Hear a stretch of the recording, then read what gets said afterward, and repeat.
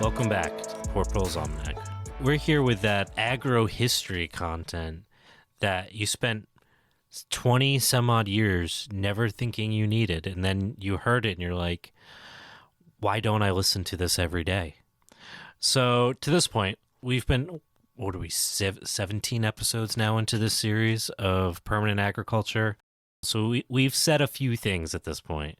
We discussed the concerns that people like Russell Lord and Liberty Hyde Bailey and even the Odom brothers had with like that Jeffersonian vision of the individual homestead as like this like central unit, this sustainable unit, this self-sustaining sufficient thing, that it wasn't this thing that could really address the issues of industrialization and urbanization and like the discomfort of like industrial agriculture, especially like in the post-Dust Bowl era, among like many other things.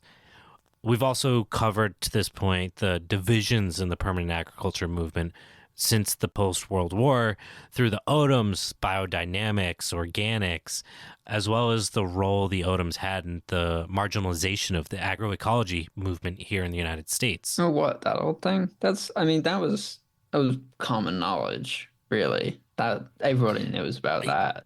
Everybody knows is like the Odoms. Oh, my uncle wrote a thesis on them.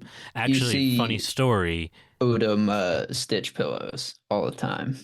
It's the O stitch. Mm-hmm. Yeah, you see it all the time. I did read a thesis, and this is like the nerdiest thing I've ever said in my life. This guy. I was reading this thesis that somebody wrote about the Southern agrarians, and they kept referring to Odom, and I missed who it was. And the whole time I thought it was one of the Odom brothers, and it was actually his dad, who is apparently a raging racist. Makes sense. Anyways, checks out. Total sidebar. Not that important what we're talking about today. To get back to like homesteading, which we haven't talked about quite yet, but now we're starting to really grapple with this whole thing, right? Here it comes, folks. Here it comes. Everyone's been waiting. The build-up. So we could go back to the Morrill Act, which is kind of where the homesteading movement in the United States began. That's going back to the 19th century. I think most people are familiar enough with the manifest destiny concept of basically sending unprepared people out into the wilderness to go fight with the indigenous people to claim legitimacy on the landscape, and like how terrible that was, how it reinforced white supremacy, colonization, yada, yada, yada. All of that's really important to talk about, but we're not going to talk about that today. Not because I don't think it's important, but there's only so much we can cover in this series. And I really want to contextualize, I think with that subject matter, everyone gets it. No one really, despite everyone understanding it, no one's like, I shouldn't homestead or use the term homestead because of this context, right? So it's more important for the purposes of what we're doing to frame this conversation in a much more modern context. Does that make sense? Yeah, I think that makes sense. It's also like kind of more the homesteading that we've kind of been brushing up against so far, like 60s and 70s, for a lot of people that might be like now doing it today. They have that's living memory of what our homesteads are. Yeah, and like we're gonna talk about how like the Back to the Land movement, and then the inverse, the diametric opposite of the Back to the Land movement that we're gonna talk about today.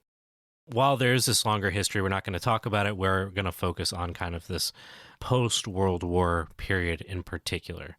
So without this wider scope of how these alternative agricultural movements have existed over the past, let's say, century or two, it becomes really difficult to say, like, how does organics or biodynamics or, ethical permanent agriculture, how do these things tie into white supremacy? Because today they don't necessarily mean those things, right? Or at least the way we envision them. They're much more like left type ideas. And why does the idea of like growing your own food in itself as like this like target to hit come with some like really difficult baggage? And we're going to unpack that a bit. Like I said, we're going to try to focus primarily since World War II and kind of tie how self-sufficiency, self-determination, and white supremacy are all part of like this one bigger narrative. Oh, thank God. You had me worried. Yeah, we're not going that far back. Scrat at this point has been dismissed from the podcast. It's been tranquilized. Sorry, kids, you didn't need to hear that. We're going to start with the Vietnam War because the Vietnam War, in many ways, is a hugely pivotal moment for the homesteader movement and white supremacy. The reason why is because it gave birth to like a new generation of veterans, ones that when they came back from war, they felt abandoned by their government and by even their own like fellow civilians. They felt like the war wasn't what they expected war to be. And it wasn't. It was entirely different than any other war, Korea aside.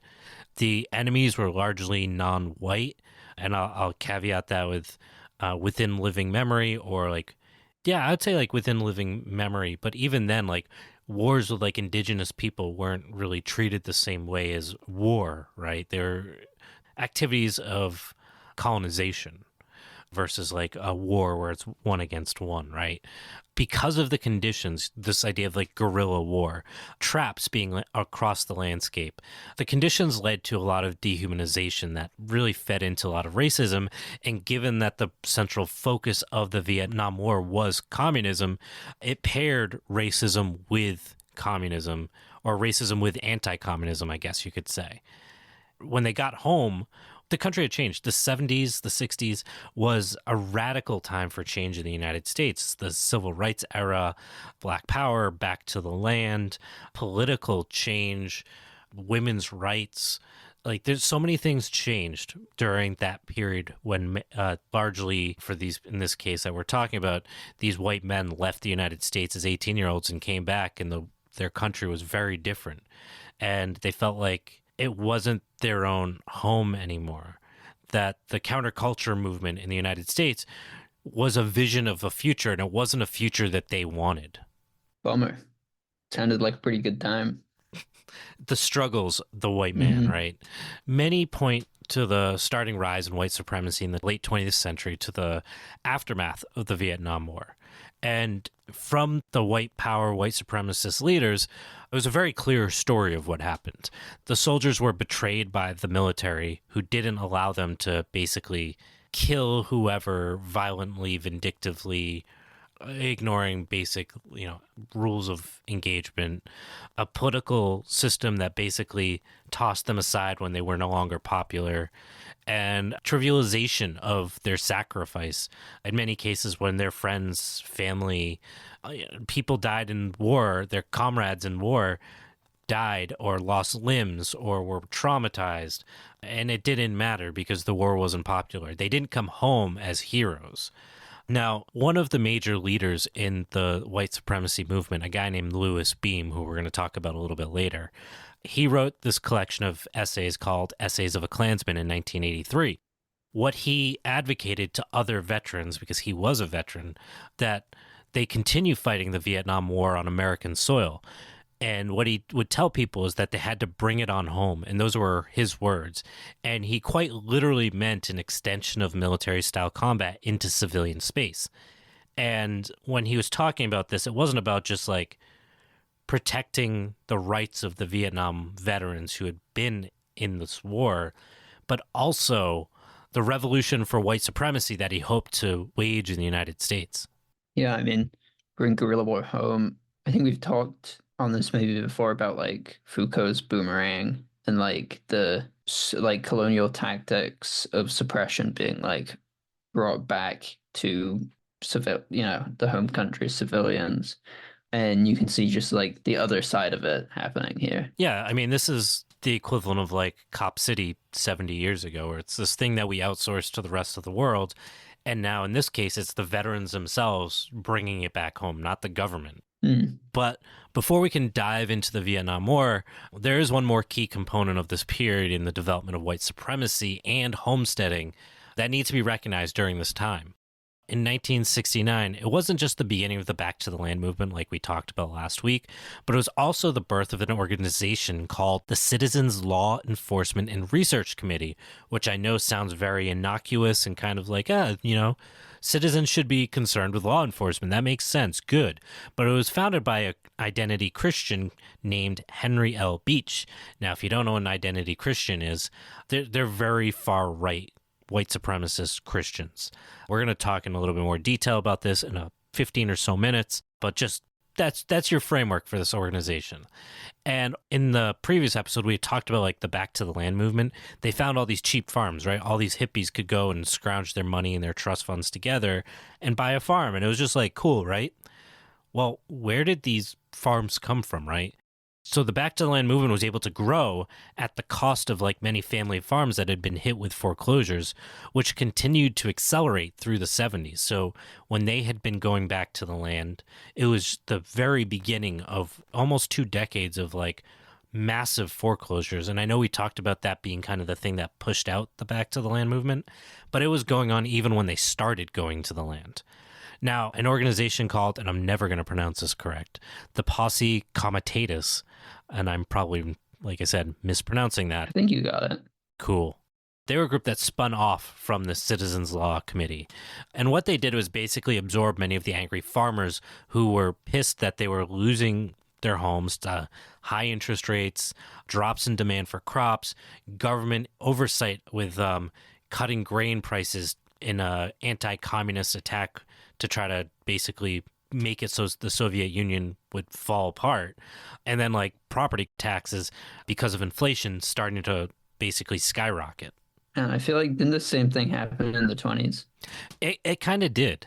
I know I said this last week, but we literally cannot learn. No, we can't. All of these systemic issues for farming cause many farms to drop in value. In some cases, up to half of their value is lost within a few years. So this left like no equity for farmers to be able to pull from when like their grain crops were worth nothing because the United States government basically dropped prices over like a global war at the cost of its own farmers. Within the decade, for context, nearly half of the nation's 2.2 million farmers would end up losing their farms. And so the Back to the Landers were just like, there's all these abandoned farms. Surely there's no reason for this. Yeah, don't question it. It all ties back really, though, to Scooby-Doo, if you think about it. Because it was produced originally in 1969, and the land speculators that we often saw found themselves attempting to buy up abandoned farms and estates. These were actually symbolic manifestations of the gluttony of investment capital. Jesus, don't commercial, in this paper, please. Hi, I'm Eric Holmesmeyer. Want to dive deeper into food forest design and management? Sign up for my Advanced Edible Forest Gardens course, an in-person weekend June 21st to 23rd in Southampton, Massachusetts. The course includes a field trip to a 20-year-old food forest at Paradise Lot and hands-on ecosystem mimicry, detailed design work, and planting an all-native forest garden. For gardeners, designers, and educators who have at least an introductory background in forest gardening or food forestry, more details at advancedforestgardens.eventbrite.com. Credit where credit is due, Andy. I did not think it was going to tie together that well, but you did you. Chef's kiss. You think I did not do my homework? I Scooby did. I take it back. I take it back. It's too late. Also, you guys listening may have noticed that was not a commercial for us. I know that never happens, but sometimes we like to plug friends that do good work. So that's Eric Tonesmeyer. If you're in the area, you should check out his class. To get back to the content at hand, the Posse Comitatus, which I'm just going to call the Posse from now on, which makes them sound way cooler. This refers to the Posse Comitatus Act of 1878. And the whole point of this act was to forbid the use of U.S. military and National Guard forces as civilian forces. It has also been interpreted to imply any attempts to use the government for things were attempts at like unilateral authority. It was basically a title that they used to justify saying anything was overreached by the government. That meant like income tax, social security tax, driver's license. These were all violations of the Constitution, so they didn't have to be followed according to them. What's interesting about the Posse is also, and this is going to sound Very fun. They claimed that they had a holy right to the land, much as the identity Christians who they would work side by side with. This holy right, in most senses, is simply like a reframing of the manifest destiny that we talked about very quickly at the beginning, that was responsible for reshaping the landscape that is now considered the United States. And also the biodynamic movement. Exactly. Like there's a common theme going on here, and you can start to see like there's a lot of similar storylines that it's like, oh, I'm not surprised that these would start crossing over, right? As the years continued on and these farms kept falling one after another, many of these farmers who in many cases, like they'd left the family farm to go fight a war, came back, felt like they were treated by like shit by everybody, including the government, went to go work on their aging parents' farm only to see it fall into the hands of the government or the banks because their dad or mom couldn't afford to keep it going because of inflation and so on. They were very easily drawn into conspiracy theories, especially given like the role of banking in their struggle. So in many ways, white supremacy, even without specific voices, given the historical context, was able to kind of work its way into the subconscious of many of these folks. And while the Great Society, the 60s and 70s, did improve lives in many ways for many people, for most white Americans, there was a declining standard of living across the nation, basically for the first time in living memory for most folks at this time. And it started to create some new pressures on the system. You know, the idea of like neoliberalism, this global economy that's supposed to keep the world from spiraling into World War III, was instead like this insidious plot to erode the power of white men who were not ready to give it up. You know, jobs were outsourced, wage growth slowed. There was more labor competition as women and minorities were able to compete for the same jobs as them. And, you know, it was tough. Also, capitalism. Well, yeah. Now, paired with a massive influx of young men returning home from war, looking for jobs that no longer existed in a nation that didn't seem to care at all about their sacrifices, all this really was like the tinder for a fire that would tear apart the nation for decades. Now we need some good foreshadowing music, Dom. Yeah, and maybe some really good depressing music, because we got some really depressing content that I have to bring up. More depressing than the Vietnam War? Let's say this. It's not uncommon here in the United States for there to be a population bump in Klan membership. It's like a very historical trend you can follow. What, when men come back from war? Yeah, that there's a huge bump in Klan membership. That's pretty bleak. It's fucked up, right? Yeah. So veterans not only join the Klan, which, like you said, like, all right, that sucks, but the problem is that they play instrumental roles in leadership because they have military training that they can provide to other Klansmen. And because they've oftentimes been involved with violence, they have no problem carrying out acts of violence. It's not their first time. In this case, especially with Vietnam, the veterans have had experience, training, and like an understanding of the culture for like a paramilitary group, especially in a non-conventional war setting. Now, although this bump in membership was common, again, the conditions of the Vietnam War that we've covered to this point made these veterans very different than the ones that had returned home from in the past. Okay, so my prep for this episode was watching Forrest Gump. How ready am I? Oh, I don't even need to do the rest. You got this. Okay. You take it from here. You good? I'm assuming it is like a textbook, right? There's nothing made up. So, yes, it's absolutely. You can start with Lieutenant Dan and work your way up. It's a documentary. It should have been. To understand why these veterans were different, we have to understand how the Vietnam War was different. And we've talked about that a little bit to this point. But what's important to understand is with the Vietnam War in particular, it was never really about claiming territory. There was no expectation that we were going to take over Vietnam and make it an American part of America or anything like that, right? There were no clear enemy lines. Allies were indistinguishable. And oftentimes, like, success wasn't about like how we conventionally think of a success in war, where it's like we've, taken the hill or whatever, right? Success was like, how many people have you killed? The success was like, how many villages do you not have to worry about anymore attacking you, right? It's not about taking the territory, it's about removing the enemy. The war was, a war in which violence against civilians was acceptable, that mutilation of bodies was acceptable, that souvenir collecting by veterans in the war landscape was acceptable, and that these were features of war that were fundamental to the act of war itself. Again, go watch Forrest Gump. Yeah, he shows it better than I can.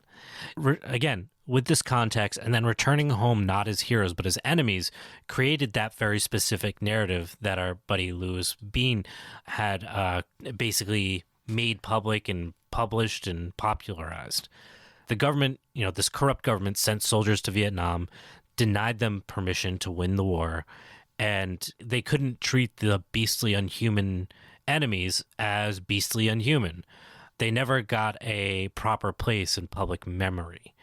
And basically, what this narrative does is that shows that the soldiers were betrayed by the corruption of the American government while not taking any attacks at the honor of the soldiers.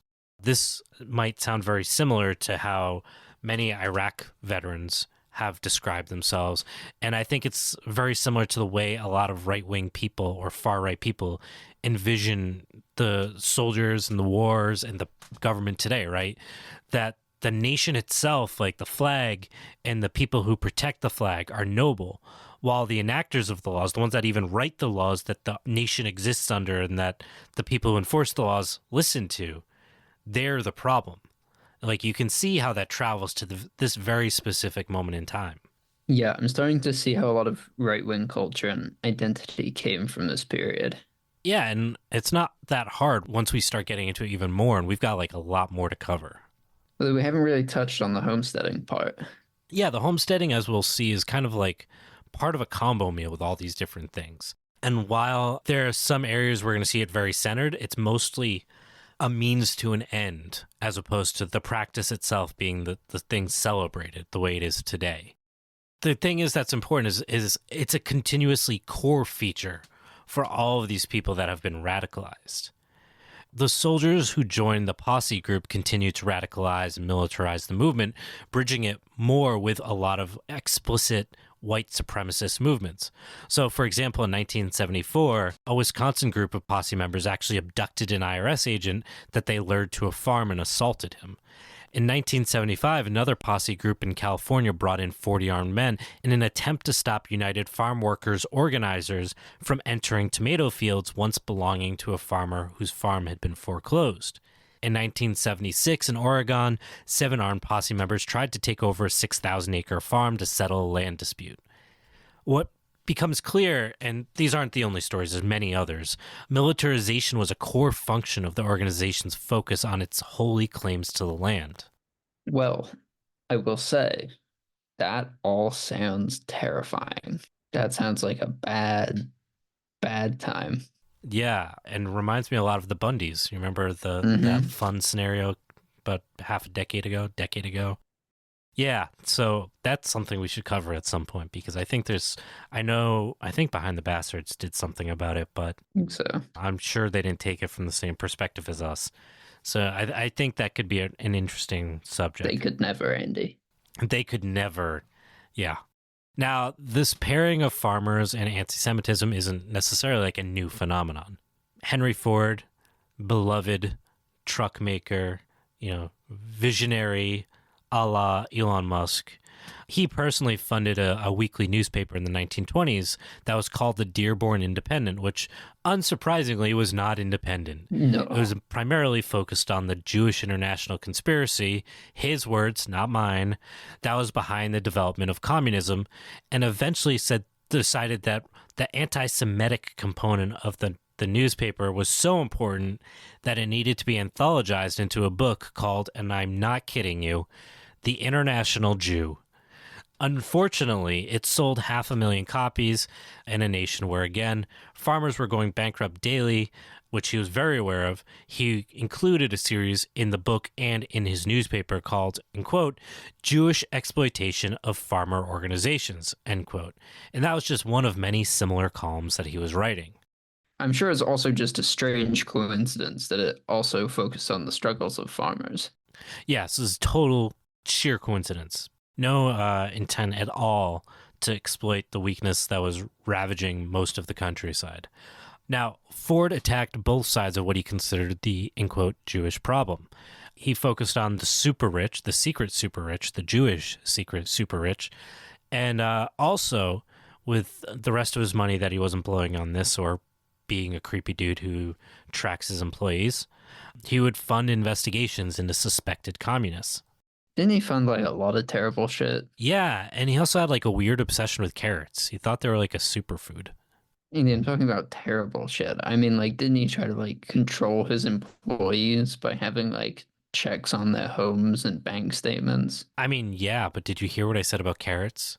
Listen, there's nothing wrong with good root vegetable appreciation. I've appreciated many a root vegetable in my life. I could use a little more of that. I think we should focus on the really bad stuff. Okay, whatever you say there, Carrot Top. Anyways, so do you even know who Carrot Top is? Yeah, vaguely. Okay. Yeah, I'm showing my age here. So at the same time as the posse was doing their thing, David Duke, who you may remember from Trump's first election attempt, going around like trying to convince people to, vote for the man, he was actually a rising star for the Knights of the Ku Klux Klan, the KKKK. And he was trying to create a new image of what white supremacy should look like, and he had a central role in taking shape of that role, of that face in the public space. The idea was that the new public image of the Klan wasn't the backwards hick. He was better educated and more of a genteel. He would give like these very witty talk show interviews where he'd wear a suit and tie. He would poo-poo people that would call him a racist and say he was a, in quote, racialist. And he would advocate for things like separatism rather than violence, which, with people that were in living memory of separate but equal, sounded like something they could get behind if they weren't comfortable with full integration or felt that like the country was going in the wrong direction, yada, yada, yada. You get my point. Now, Duke explained that people of color weren't the enemy, and this is his words, not mine, that they were instead childlike droops of Jewish people and especially the communists.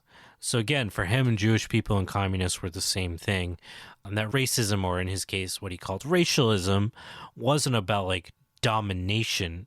It was just that we deserve, in his words, our own space because we don't want to be around XYZ, which is like, this very shitty way of saying that you're a racist.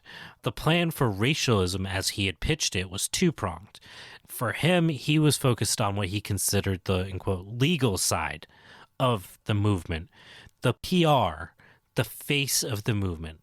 And then there was the other side of thing that was the more extreme radicals, the veterans, the writers like Louis Beam, the people that worked to build the infrastructure of the movement, the homesteads, the compounds, the training grounds for paramilitarism, these places where white people could actualize their fantasies of white-only communities, right? These communities at this time were beginning as individual homesteads and eventually became communes, which were scattered across the nation, although the Pacific Northwest was considered a hotspot because a lot of these figureheads of the movement talked about how that was ripe for them to take over. One of these groups was the Aryan Nations, and they were interested in building a congregation of 144,000 homesteaders to meet some biblical thing that they expected that they needed for, apocalypse. Wow, that's not an insignificant amount of white supremacists in one space. No, it's not. 3 veterans in particular shaped the movement and were responsible for its ability to thrive. The first we've already talked about briefly, Louis Beam. He served in Vietnam. And then there's 2 other folks, Richard Butler and Robert Miles, who both claimed to have fought in World War II, and Miles claims he did it with the French Foreign Legion. I love the claimed piece. Classic, right? Right-wingers love to pretend to be veterans even like 50 years ago. I mean, honestly, at this point, I think it's kind of like a requirement, right? Either you were in the army, you weren't accepted in the army because you had tendinitis, or you were in the army, but there's no proof of it. In 1977, the tail end of the Back to the Land movement, Louis Beam, our classic writer who talked about the struggles of the Vietnam War, used Texas Veterans Land Board grant. And it was a program designed to provide economic benefits to returning veterans. And he used this money to buy 50 acres of remote land. Now, the land he bought was swampy, looked very similar to the landscape of Vietnam. And he basically built a Vietnam War style training facility. And the idea was to turn Klansmen with no experience and no training into basically soldiers. Over the next few years, Beam would climb from being like a small Klan group to basically the leadership of the national unified white power movement that he was a key component of building. And he shared that paramilitary training with everyone in the white supremacy movement, and a lot of them adopted his violent methods. The compounds began. Basically. So these training centers, which began to spring up around the country, which, is just really comforting, right? It attracted a lot of white supremacists. It attracted people that were just into like the whole idea of being a mercenary, survivalists, apocalypse aficionados, anyone that was like kind of on the fringe in this kind of way, right? In 1982, in response to repeated boat burnings by KKK members against Vietnamese fishermen, which Beam may or may not have been involved with, a judge in Texas ruled that the training facilities violated state laws regarding private armies. So the state demanded the KKK shut down any training centers and disbanded the, in quote, Texas Emergency Reserve, which was a white supremacist militia that had been active in Galveston, Texas. While they were shut down in Texas, many of these centers were still operating and continued to spread around the rest of the country. It's bad when Texas is like, hey, like, it's a little extreme, guys, cool it. When Texas is like, maybe that's too many guns for one place, like, yeah, it's not great. So let's just take a quick break because we've gone through a lot of really dense content, and then we're going to see how this becomes like a lot worse. Yay! Oh, God. Hey, we're taking a quick break in the episode to remind you that you can get a whole lot more information from poorproles.com. On our website, we have access to our supplemental reader for the podcast, which provides more depth and context as well as thorough citations for all of the stuff we talk about in the show. You can also sign up for our newsletter, which updates you about limited releases, such as various nursery stock that we sometimes sell through the Poor Proles website, as well as updates about new merch that we have. You can also support the show through that website, poorproles.com, where you have access to our Patreon and our Substack to get early releases for articles and episodes. Now, if you enjoy the show and are just looking for even more audio content, go check out Tomorrow Today, which just wrapped up season 1, or tune into the Gastropocene, which is a project of myself and Dr. Aisha Khan to discuss the way our diets have driven the Anthropocene and what it looks like to use our diets for good. Now, back to the show.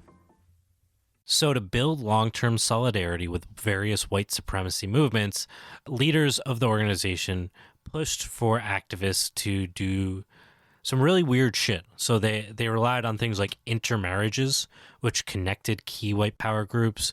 Christian identity and dualist pastors would provide marriage counseling. White power activists, when they would travel with their families, would stay at each other's homes. They would care for each other's children. They would participate in weddings and other, baptisms and other social rituals. They would support each other financially when they would get arrested. They founded schools together and homesteading content to teach their ideas. They would help fund things like each other's weddings and support and provide last rites for the people that were dying in their communities. So these permanent ties would hold the movements together regardless of whether communes were shut down or if, figureheads would started fighting. There were these key components that made it so that regardless of anything, there would be some kind of chain of communication and mutual support despite anything that could possibly happen. So they basically went like monarchy rules, like just marry different countries together. So you have to be cool and your brother-in-law is not going to be pissed. something like that. Yeah, I mean, it's like a mix of that and then like how Christianity kind of took over the world, right? Where it was like, hey, we're here, but guess what? We celebrate things the same way you do. So maybe we just like bring them together, right? Which is kind of what they did. Like, oh, these different, fringe Christianity groups have different beliefs about yada, yada, yada. Let's kind of figure a way to just make it work, right?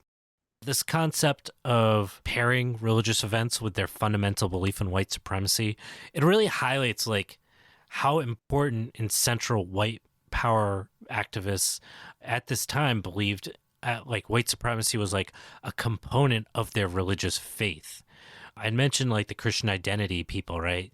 They're when if you were to go to one of their like church sermons, they would be told that like white people were the true lost tribe of Israel, and that non-whites and Jews were descended from Satan or from other animals. Other racist churches would adopt these kind of theologies, and it basically, paired whiteness with holiness. And to be holy meant to protect the white race.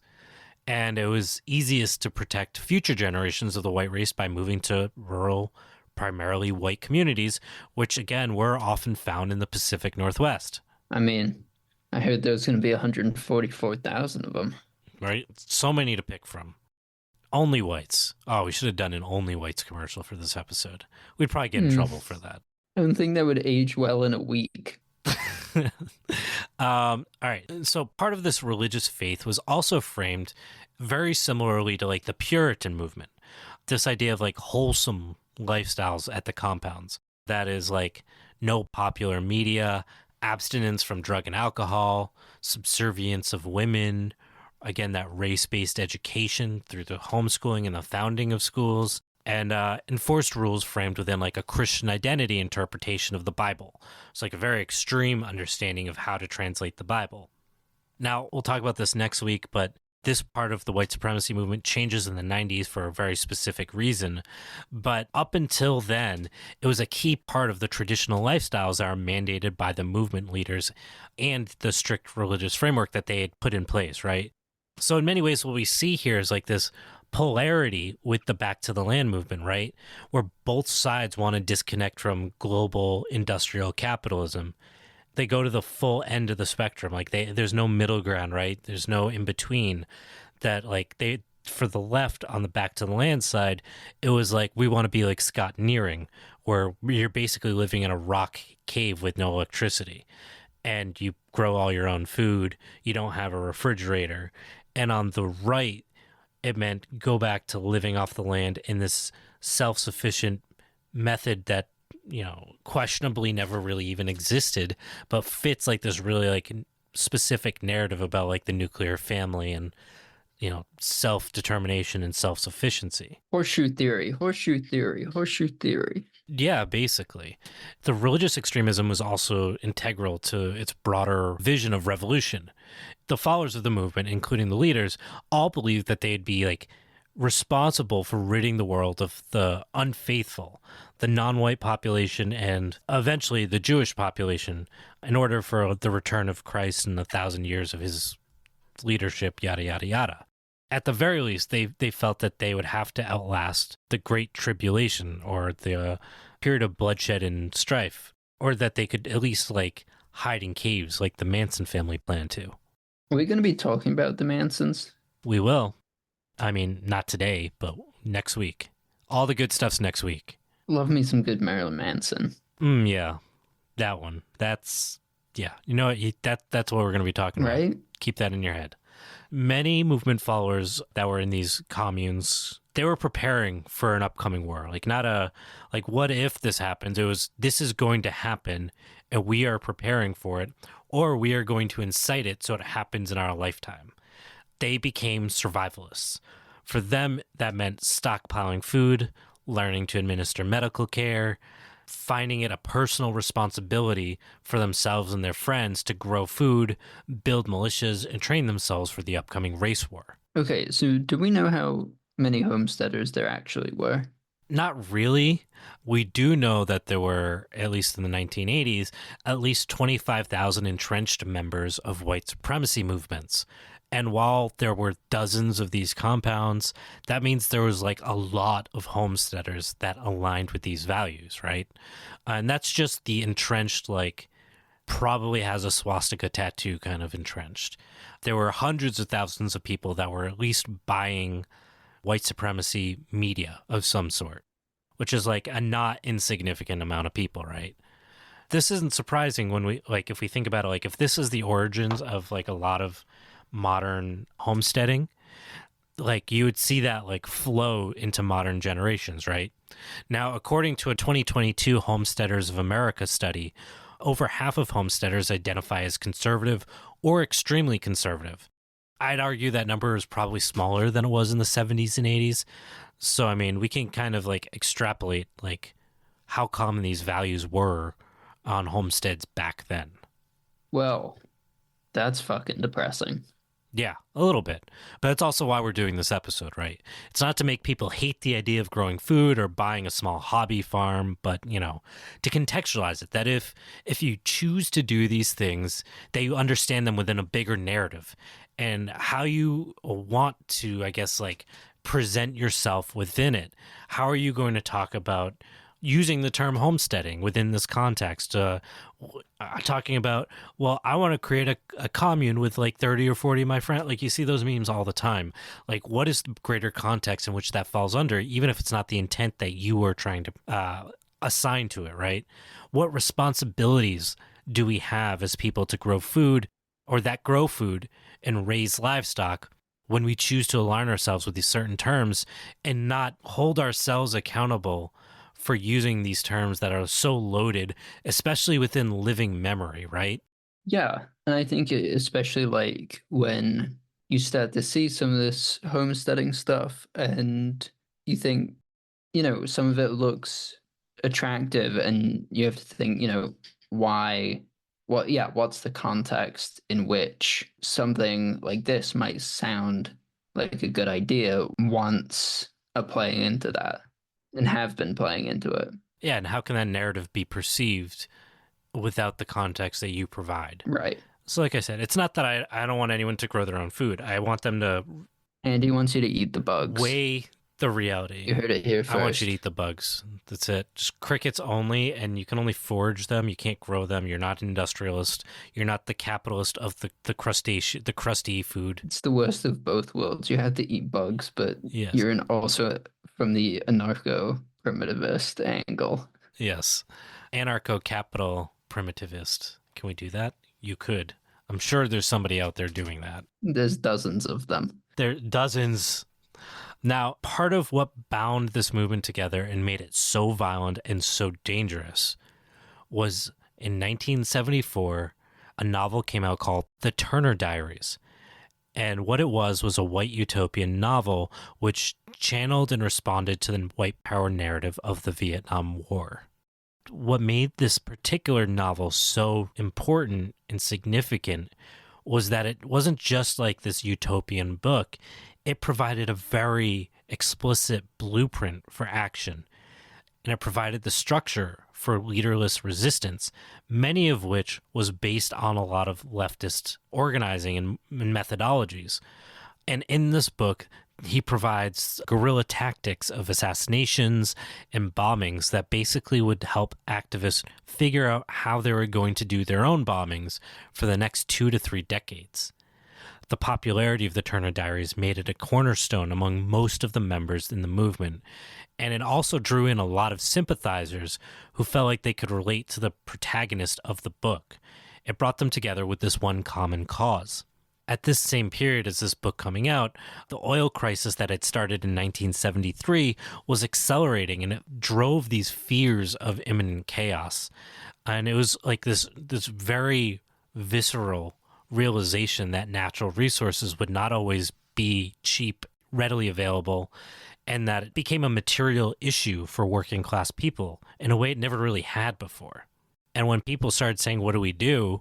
The Turner Diaries had the answers. Okay, so have you actually read the Turner Diaries? So I haven't. I want to, but I'm already afraid of who's going to show up at my door, and I don't need to add that to my internet search history. Wow, Matt. You know what? Get your chickens in order before you come buck-hawing at me. Mm-hmm.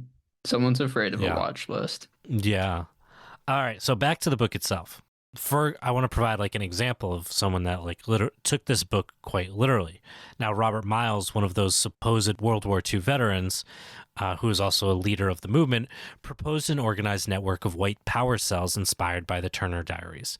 He proposed 600 centers positioned 100 miles apart and outside of the range of likely Soviet nuclear attacks against the United States. Unsurprisingly, this meant like cells in rural areas across the country. What Miles was really preparing for was an apocalyptic battle or a post-nuclear moment, possibly a mandatory seizure of guns, or he was just like interested in concentrating white power within rural communities where a few cells would have a large impact on like the voting and the mentality of a white community. However, his vision was ultimately for that all-white nation in the Northwest.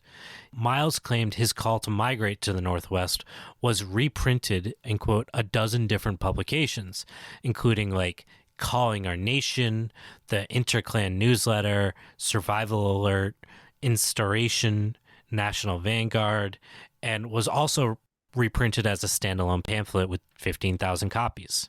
Wow. Those just sound horrible. They really do. Yeah, all terrible. Survival Alert, though, kind of sounds like something that you'd send to your grandmother in case she falls. I was thinking, yeah. I wonder what maybe that's the next episode, is the connection of all this to Life Alert. The Life Alert's behind all of it. Mm-hmm. It makes so much sense. I don't trust them. I mean, people always talk about a dog whistle. Is there any bigger dog whistle than a whistle that you don't hear that goes straight to a third party that you don't know? Right. That is the one dog whistle we should all be worried about. Truly. I think we've solved it. Okay.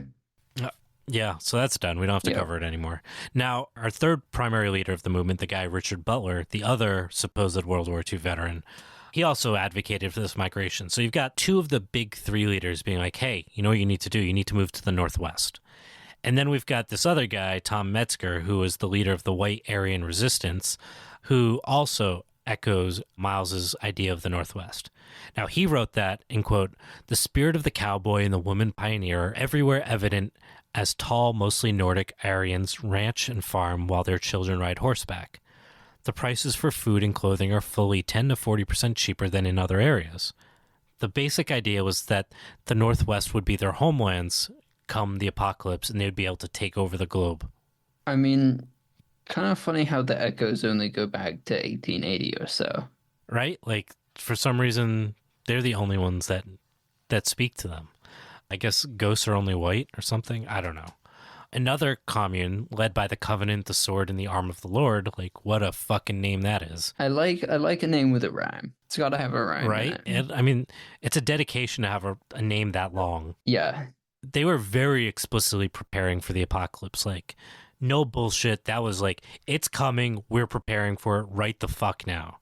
In many ways, they were living the dream that many homesteaders today want. Now, they were in like the mountains, like very heavily wooded mountains around Bull Shoals Lake in Arkansas. They had a 224-acre compound that could only be accessed by one road. The compound had 70 to 90 members that lived and married, attended church and school, even worked in factories on the compound. As the residents for the Aryan Nations compound in Idaho, they followed this like very Puritan aesthetic, right? Very simple, very moralized lives. Their entire world was framed in this concept of like self-sufficiency and paramilitary training for the inevitable apocalypse. And we had fucking factories? Yeah, I mean, factories is a little bit of a loose term here, but yeah, they were like building their own munitions and shit, which, you know. Jesus. Yeah, they were not fucking around is my point. And like a lot of this, like I know we're talking about apocalypse, but I think the 2024 version of like apocalypse is like when money is not valuable anymore, when the groceries dry up out of food. So it's not like necessarily, I think much less common today, a very Christian apocalypse, but still an apocalypse nonetheless, right? Mm-hmm. The white supremacy and the development of these compounds and homesteads and so on continued as the 1980s rolled on and farmers lost their farms at accelerating rates. The posse continued to use the struggle to advocate for their ideology. They were doing all these crazy shit to, like, you know, attack people that they thought were threatening their sovereignty. And one thing they were able to do actually was to create a broadcast channel in 1982 over the radio station KTTL in Dodge City, Kansas. This radio station basically gave the movement access to the Midwest because they'd been primarily in the North and the West. And it also allowed them to infiltrate a very new movement called the American Agricultural Movement. And the goal of the AAM was to get President Carter to raise those farm prices that were decimating them during the Cold War. As the AAM grew and got new people interested in supporting them to, like, you know, save these farmers and their farms, the posse also continued to grow. And they really injected their beliefs into the AAM, which meant, like, a lot of the farmers that were involved with it bought into a lot of these conspiracy theories, anti-Semitism, and Christian identity philosophy. So they hated the government until it could help them. They hated the government until the posse got involved, and then they evolved and the organization basically fell apart. Well, after they were just the posse, like the squad of the 70s and 80s. And like the squad, a huge disappointment. Now, at the 1986 Aryan Nations World Congress in the Northwest, Miles pressed activists to pack up and move. He was still working on this, like, we need more white people in the Northwest. We don't need to think about it as, like, being all these separate areas. We need to congregate in one part of the country and basically fortify and be prepared. And he argued that, like, we didn't need to focus so much on violence as, like, we need to go kill the people we disagree with, but that we just needed to migrate to one place and reproduce. In his words, revolution would, in quote, not be with guns, not with violence, but with love for each other. We will flood the Northwest with white babies and white children, so there is no question who this land belongs to. We are going to outbreed them. Ugh. End quote. Yeah, ugh. He also added that the strategy should allow as many wives for husbands as required, and for each white woman to bear 5 to 10 white children. I said this once. I'll say it again. Fucking straight people. You know what I mean? They're not okay, no. This would never happen if they were all gay. I'm just saying. I'm glad that's your takeaway. This problem would be solved if they were gays doing this. The gays wouldn't let this pass. Just saying. Anyways, so this is about all we can cover in one episode. We're already at the hour mark. We're not nearly done, obviously. And I do feel like we're still, despite spending an hour on what we've covered, kind of skimming this. But I think you're starting to see this narrative move up. And although we haven't talked a lot about the homesteading side of things, we've talked about it a little bit, we've still got a lot of violence to cover. We've also got a lot of homesteading education and its framework within white supremacy and battles with the government and lots of apocalypse shit. That's all for next week. Can't believe you thought this would be one episode. I tried, okay? But I know we had a few weeks off. We're back on our bullshit. Hopefully you guys are excited to have us, crooning through your speakers. And we'll be back next week, too. Probably. So if you enjoy it, go jump on Patreon, get early access to all of our content. Yeah. And if you want sources, read more detail, check out the Substack. We have a nice handy link. It's called agroecologies, as in plural, .org. So agroecologies.org gives you right to, 1,200 pages of content, all the stuff that's been in this podcast. A couple episodes that haven't gone up there yet, but they will soon. Also, early access to written content up there if you subscribe there and become a paid subscriber. All sorts of cool shit out there. So go check it out. So much knowledge that Andy has worked so hard to put together. Just for you. Literally just you, Matt. No one else. They're here for the ride. These recordings don't get put anywhere, right? It's just us. This is me just talking to Jesus, actually. But we also have stickers. I always forget about them.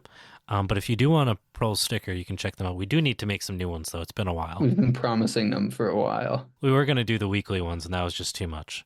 But we should do that. go check them out. You go to poorproles.shop or poorproles.com to see what we've got for stickers.